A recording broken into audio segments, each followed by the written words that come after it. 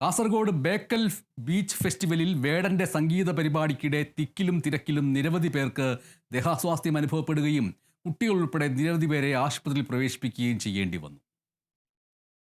Bekal beach ഫെസ്റ്റിന്റെ ഭാഗമായി സംഘടിപ്പിച്ച wrapper വേടന്റെ സംഗീത വിരുന്നിനിടെയാണ് വലിയ രീതിയിലുള്ള തിക്കും തിരക്കും അനുഭവപ്പെട്ടത്. നിരവധി പേർ കുഴഞ്ഞു വീഴുകയും ശ്വാസതടസ്സം നേരിടുകയും ചെയ്തു. ഇവരെ ഉടൻ തന്നെ സംഘാടകരും പോലീസും ചേർന്ന് ആശുപത്രിയിൽ എത്തിച്ചു. ഇന്നലെ ഈ പരിപാടിക്കെത്തിയ പൊയ്നാച്ചി സ്വദേശിയായിട്ടുള്ള യുവാവ് ട്രെയിൻ തട്ടി മരിക്കുന്ന സാഹചര്യവുമുണ്ടായി.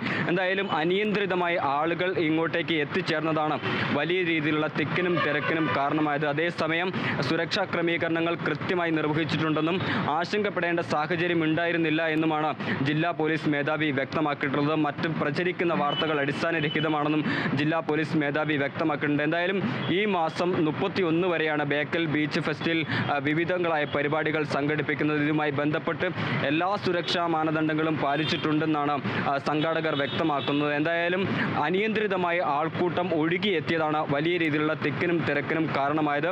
നിരവധി പേർ കുഴഞ്ഞു വീഴുകയും ശ്വാസതടസ്സം അനുഭവിക്കുകയും ചെയ്തു. ഒരാൾ മരിക്കുകയും ചെയ്തിട്ടുണ്ട്. പൊയ്നാച്ചി സ്വദേശിയായിട്ടുള്ള ശിവാനന്ദ്, 19 വയസ്സാണ് പ്രായം. ശിവാനന്ദ് ഇത്തരത്തിൽ പരിപാടിയിലേക്ക് എത്തുമ്പോൾ പാളം മുറിച്ച് കടക്കുന്ന റെയിൽവേ പാളം മുറിച്ച് കടക്കുന്നതിനിടെയാണ് ഈ അപകടമുണ്ടായത്. വരും ദിവസങ്ങളിലെ പരിപാടികൾക്ക് വേണ്ട ക്രമീകരണങ്ങളെല്ലാം തന്നെ ഒരുക്കിയിട്ടുണ്ടെന്നും സംഘാടകർ വ്യക്തമാക്കി. Joseph Augustine, Kerala vision news, Kasaragod.